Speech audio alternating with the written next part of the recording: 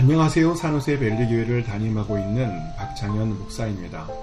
오늘은 선한 사람을 알아보는 방법에 대해서 같이 말씀을 나누려고 합니다. 먼저 오늘 본문을 읽어드리겠습니다. 에스라 4장 4절 말씀입니다. 이로부터 그 땅 백성이 유다 백성의 손을 약하게 하여 그 건축을 방해하되. 혹시 가까운 사람들에게 배신을 당해 보신 적 있으십니까? 여러분들은 그런 일들이 없으셨기를 소망합니다. 하지만 의외로 꽤 많은 분들이 가까운 분들에게 배신을 당하기도 합니다. 친구분들에게 사기를 당하기도 하고 가장 가까운 사람들에게 배신을 당하기도 합니다. 그리고 목사님들에게 당했다고 하소연하시는 분들도 보았습니다. 또 성도님들에게 당했다고 하소연하시는 목사님들도 보았습니다. 이렇게 가깝다고 생각하는 사람들에게 사기나 배신을 당하는 사람들이 제법 많습니다. 그러다 보니 이런 생각을 하게 됩니다. 좋은 사람들과 악한 사람들을 바로 구분할 수 있으면 얼마나 좋을까? 정말 한눈에 바로 나쁜 사람들을 알아보면 얼마나 좋을까요? 왜냐하면 그러면 그 사람만 멀리하면 되기 때문입니다. 그런데 문제는 한눈에 알아보는 것이 정말 쉽지 않다는 것이죠. 나쁜 사람들도 처음에는 굉장히 좋은 사람인 척 합니다. 처음에는 굉장히 친절하게 대해줍니다.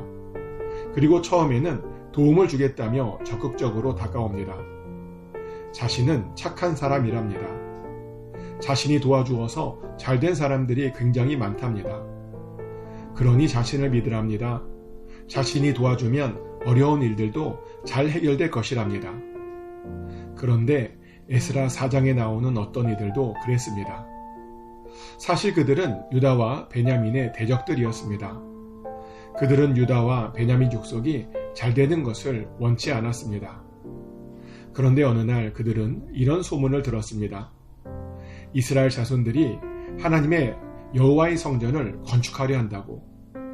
그 소문을 듣자 유다와 베냐민의 대적들은 그것을 막고 싶었습니다. 그래서 선한 척하면서 스룹바벨과 족장들에게 접근을 하죠. 접근해서 하는 말이 자기네들도 성전 건축을 도와주겠답니다. 자기네들도 하나님을 믿는답니다. 그 땅에 살던 때부터 하나님께 제사를 드려왔답니다. 자기네들이 도와주면 더 쉽게 성전을 건축할 수 있을 것이랍니다. 그런데 그 말들은 전부 거짓말이었습니다. 사실 그들은 이스라엘을 도와주는 척하면서 성전 짓는 것을 방해할 생각이었습니다. 그런데 다행히도 스룹바벨과 예수아와 다른 족장들은 그들의 그 계획을 알아보았습니다. 그래서 그들의 제안을 거절하죠. 성전 짓는 것과 그들이 아무런 상관도 없지 않느냐입니다. 그러니 성전 짓는 것을 도와주지 않아도 된다고 거절했습니다. 정말 다행스러운 일이었습니다. 그런데 그랬더니 그들이 드디어 그들의 본색을 드러내죠. 더 직접적으로 성전 건축을 방해하기 시작한 겁니다. 일단 관리들에게 뇌물을 주어 방해했습니다. 그리고 왕에게는 이스라엘을 고발해서 방해했습니다.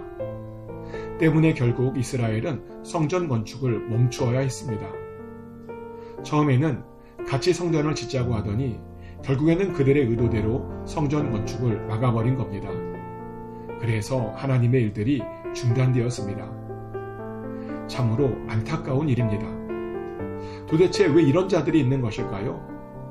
왜 이런 자들 때문에 하나님의 일들이 방해를 받는 것일까요? 그런데 당연히 이런 자들은 언제나 있습니다. 왜냐하면 사탄은 하나님의 일들을 너무 싫어하기 때문입니다. 사탄은 하나님의 사람들을 너무 싫어하기 때문입니다. 그래서 언제나 하나님의 일들을 방해하는 자들이 있습니다. 그런데 그런 그들의 특징은 언제나 친절을 가정해서 다가온다는 거죠. 천사의 모습으로 우리들에게 접근한다는 겁니다. 그러다 보니 오늘 본문의 스룹바벨과 다르게 우리들은 그런 사람들을 구별해내기가 여간 어려운 것이 아닙니다. 그럼 구별할 수 없으니 계속 그런 자들에게 당해야 하는 것일까요? 그런 자들을 구별해내는 방법들은 전혀 없는 것일까요? 다행히도 100%는 아니지만 어느 정도 구별해낼 수 있는 방법들이 있기는 있습니다.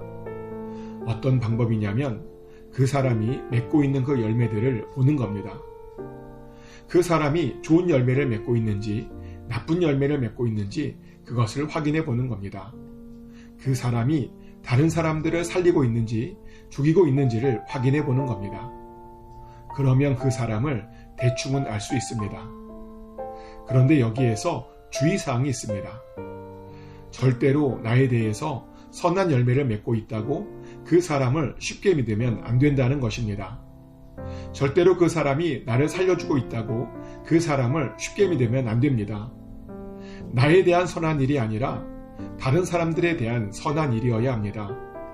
왜냐하면 악한 사람들이 나에게는 잘해줄 수 있지만 모든 사람들에게는 다 잘해주지 않기 때문입니다.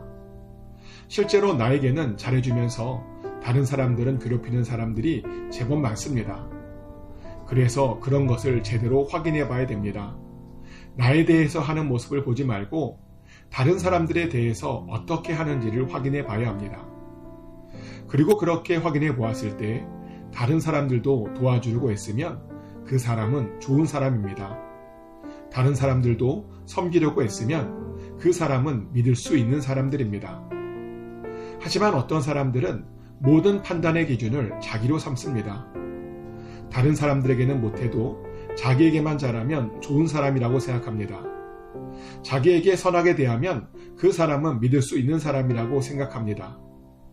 그런데 그러다 된통당한 사람들이 정말 많습니다. 그러다가 큰 어려움에 빠진 사람들이 정말 많습니다. 절대로 나에 대해서 하는 모습을 보지 마시고 다른 사람들에 대해서 어떻게 하는지를 보십시오. 그리고 특별히 연약한 자들에 대해서 어떻게 하는지를 보십시오. 만약 그 사람이 연약한 자들에게 나쁘게 대하면 그 사람은 확실히 나쁜 사람입니다. 그리고 그런 사람들은 멀리 떨어지셔야 합니다. 그런데 그건 아십니까? 우리들이 다른 사람들을 판단하는 것도 중요한데 사실 우리들도 좋은 사람들이 되어야 합니다. 우리들도 좋은 열매를 많이 맺어야 한다는 겁니다. 그런데 그러려면 우리들도 연약한 자들을 잘 도와주어야 합니다. 다른 사람들을 진심으로 잘 도와주어야 합니다.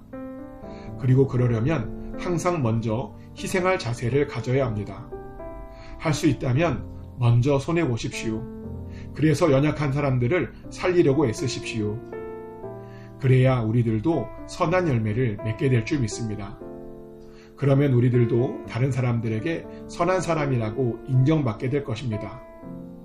축복하는 것은 꼭 연약한 자들을 잘 도와주심으로 선한 삶을 살아서 주님께 칭찬받고 인정받으시길 예수 그리스도 이름으로 축복합니다.